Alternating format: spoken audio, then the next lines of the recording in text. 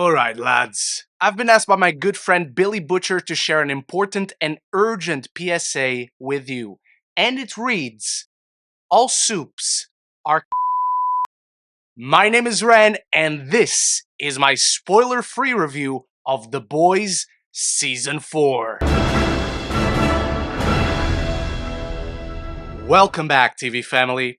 Thank you for joining me, as there's a brand new season of The Boys starting this Thursday, June 13th on Prime Video, and we should all be very excited, as the world is now on the brink, with Victoria Neuman closer than ever to the Oval Office and under the muscly thumb of Homelander, who is consolidating his power. With the stakes higher than ever, the boys have to find a way to work together with Butcher, who only has months to live, and save the world and Ryan before it's too late. As a frame of reference, I have adored The Boys ever since season 1. Whenever a new season of this show comes out, I look forward to it, and I always end up loving it. It is one of those series that has far surpassed the source material for me.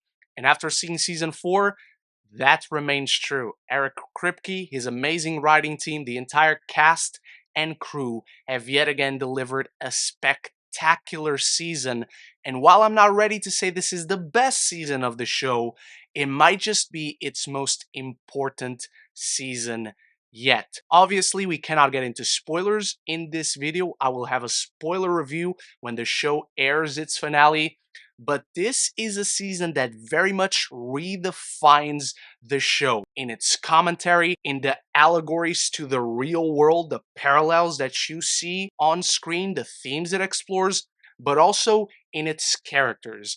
This feels like a very different show where the dynamics are shifted and you almost don't recognize the initial structure of the show. This is a series that goes for broke, and it takes many risks all throughout season 4 to the point where it redefines the status quo of the series. It redefines the rules of its own world. We've recently gotten news that season 5 is no longer the final season of the show. I understand why that would worry many people. Having seen season 4 without getting into the whys and any of the specifics, I am very happy that season 5 is not the last one, because now, after season 4, The Boys has so much more to explore with its world and, more importantly, its characters. So let's start discussing its characters with my personal favorite character every single season, Billy Butcher. I have always loved characters of a darker nature, characters that might have the best intentions but never really go about it the right way because of their own self-destructive behavior, their insecurities, the darkness that surrounds them because of their past. Itachi in Naruto, Sasuke in Naruto, Billy Butcher is that exact same person. I feel like that's why I've always gravitated towards him, and Karl Urban clearly loves playing this character just because every season he gets to explore a new side of the character while adding layers and complexity to that same character. That's the best thing this season of The Boys does, not just with Billy Butcher, but with every single character. But a great addition that comes with Butcher as he wrestles with his own morality is Jeffrey Dean Morgan as Joe Kessler. While this is a character whose name is in the comics, this is a completely new character, and Jeffrey Dean Morgan absolutely steals every single scene. He has such a presence and such a great dynamic with Billy Butcher. When the two go off on each other, you really start to put into perspective, maybe Butcher isn't really that bad a guy. And this is a season that really tests the limits of how well we know or think we know Butcher. This is a person who's now left all alone because of the sins of his past, because of how much he's damaged everything around him, and he knows it. But now he's confronted by it at every moment because he is out of The Boys. MM is the new leader, and I love MM. he gets this big challenge throughout the season to where does his loyalty lie? Is it the boys or is it his family? And the way he balances that out really puts into perspective why Billy Butcher was the way he was. He has no loyalty, no allegiance besides his mission. And what's so riveting about the struggles MM goes through in this season as a leader, as a father, as an ex-husband, is really seeing him more in the front lines. He now has that responsibility on his shoulders to protect the boys, but also to keep his family disassociated with them. It's a beautiful parallel to what is going on the other side with Homelander, Neuman, and other characters that we will get to because we are not done with our boys team. More than in any other season before in the boys, these two really are the heart and soul of the show. Two people extremely broken because of their past. Two people who see themselves as monsters. I love what this season does with these two characters individually and as a unit so much. It is beautiful, but in a very The Boys way, romantic storytelling. Just as much as it is for the show and the team's official couple, Annie and Huey. And I will tell you this much. These two go through some sick shit this season in their own individual journeys, not as much as a couple. I feel that dynamic was left too much in the back burner. That is one of the issues I'll address later in this video. Huey, man, it feels like he's finally come full circle from the Huey we've known since the first season. While Annie is tested time and time again, there is so much commentary and societal critique just packed in her arc throughout the season, and Erin Moriarty really delivers. I feel this is her best work in the entire show so far. Starlight finally gets a proper spotlight. So you see those journeys again, while separate, and I would have loved to see more of them as a couple, really complement one another. And of course, all our beloved characters meet their challenges and struggles thanks to the gripping and nail-biting presence of Homelander. I have always said throughout my reviews of each season, each episode, when I used to do episode reviews, nothing feels more dangerous than when you have a monster on a leash. So what do you have when the monster is finally seizing control, making moves on the chessboard? Whenever you have a Homelander scene, they nail making it feel grand and important, all while balancing the dark and bleakness of its storylines with a twisted and perverse sense of humor, the trademark masterful tonal balance of this show. As soon as a Homelander scene comes to its conclusion, you feel the gravity and the weight of it around everyone else's storyline. You basically see all the dominoes fall. There's one scene that basically takes place throughout a whole episode. I've never been more scared of Homelander. This dude is frightening, and yet again, I'm saying, when is Anthony Starr finally getting his Emmy recognition? Because he deserves it. I know it, you know it, and the new character, Sister Sage, knows it. She's the smartest person in the world, and while I cannot tell you how her powers work, it is fascinating. It is funny, it is insightful, and it's a complete opposite of new character Firecracker, who is a freak. If you are tested by how far this show always goes in terms of something that's off-putting, some things that others may call disgusting, even perverse in how it explores its characters and holds up a mirror to our own reality. She is definitely a freak, and Firecracker will have you tested in certain scenes. She's also an old acquaintance of Starlight, and so those two come to bats, and she is basically the embodiment of everything Starlight doesn't want to be, especially now that she has her own campaign going on to face off against Neuman. And so you see Homelander moving these chess pieces that are precisely designed to combat the boys. There's just something so inherently riveting about that.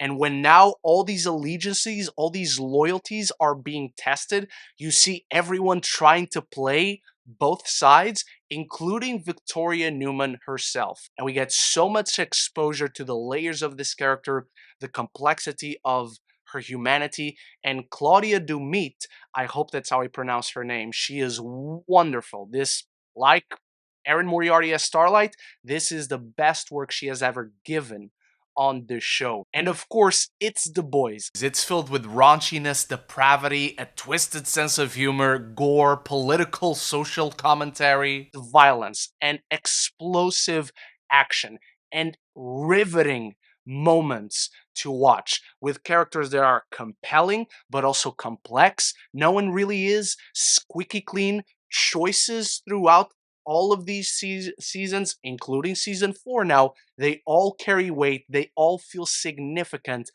and they all have consequences. And what The Boys does so well, better than so many other shows today, is that not only from episode to episode, but from season to season, you feel the escalation of those consequences. You feel the story building on itself. That is clear for A-Train, who's a very tricky character to talk throughout this season, but man, the humor in The Boys is so clear with him. The Boys has always been a funny show. The Boys as a show has always had its finger on the pulse of the world it's critiquing, the world it is observing, and it always feels timely. And as much as that can annoy some people when the critique and the commentary are targeted towards politics, The Boys has never solely and exclusively critiqued politics. It critiques culture, society, celebrity culture, the movie and television world, how we consume this art that is created by filmmakers. And this season is very much aware of what happened last year, what is happening to this day, how the movie industry has shifted throughout these past few years, and it implements that into its commentary, into its world so well. Like I said, this is a show that completely shifts its world upside down. Rules are broken, rules are redefined, allegiances are tested all throughout this show. And as I alluded to earlier, not everything works. Like I said, this is a season that very much redefines the show. Not just its world, not just its individual characters, the dynamics we know and love. The Boys, for better or worse, throughout this season, don't feel like the same boys. In one way or another, they always feel broken apart, whether that's just because Butcher is not a part of the Boys anymore, but they all split up. It's another reason we don't get to see much of Huey and Annie as a couple, and more so them individually. So while that feels fresh, that feels new, oh, the show is doing something different. They're not repeating the same beats, because that's never been the Boys' MO. And we definitely don't get to see them in that same way that we know and love and feel comfortable with and recognize from the show in season 4. That is yet another big risk the storytellers take. And while to me it does pay off, it feels like the show needs it, I do miss it. I do feel like I lost that thing I loved with the Boys all being together. I also feel the show at this point does not know what to do with the Deep. The Deep is a joke, and he is a funny joke. Even throughout the season, he is a very funny joke. He's the guy that now everyone abuses. Not the same way he abused Starlight or who knows how many other women, but he is certainly the abused one because he's such a laughingstock. And to a lesser degree, season 4 also feels unsure what to do with Ryan as a character. It clearly has these ideas of having his own morality, his own consciousness as a kid tested, as he's trying to accept Homelander and the brutal way he does things around him and educates him, and these moral lessons that he passes on to him. Throughout the bulk of the season, you have these key scenes where you clearly see the ideas they're exploring with Ryan and the arc he's going in. Specifically, Ryan's story really could have used one rewrite more to really polish certain scenes that do feel pointless, at least on a first watch. Season 4 of The Boys, if it proves anything, is that this show should not end on season 5. It feels like we just flipped the show for what it was, and it's something radically different now. Excitingly different.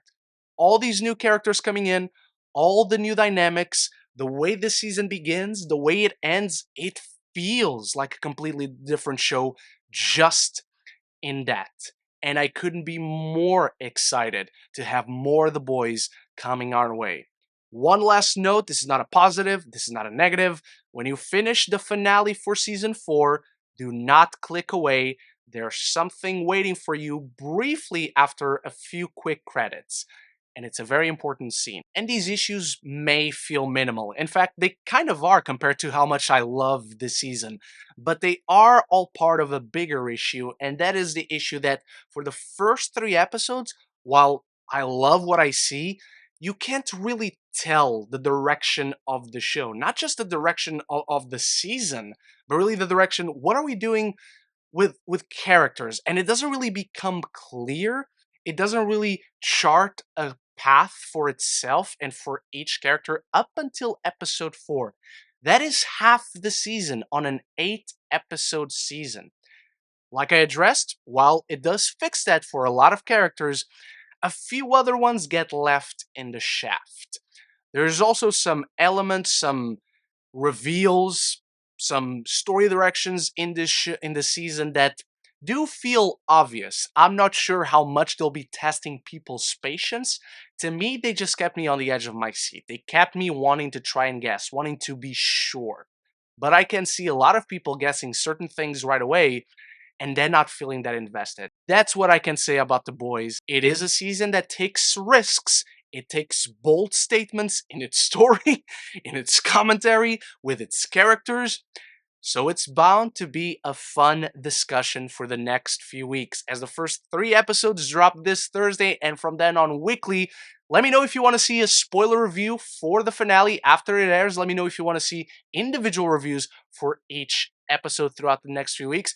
And if you want to check out more of my previous The Boys coverage, all the seasons are here, including my review of Gen V Season 1. If you just want to talk more movies and TV with me, this is the place to be. Consider clicking that subscribe button, and you won't miss any future conversations on your favorite movies and, of course, TV. The Boys Season 4 is a timely success in every regard. Its sharper than ever ruthless critique pulls no punches in a season that challenges its characters in more intimate ways than ever before, paving the way for a dramatic paradigm shift that forever changes the series into a far more complex and layered world at war. I'm giving The Boys Season 4 an A-.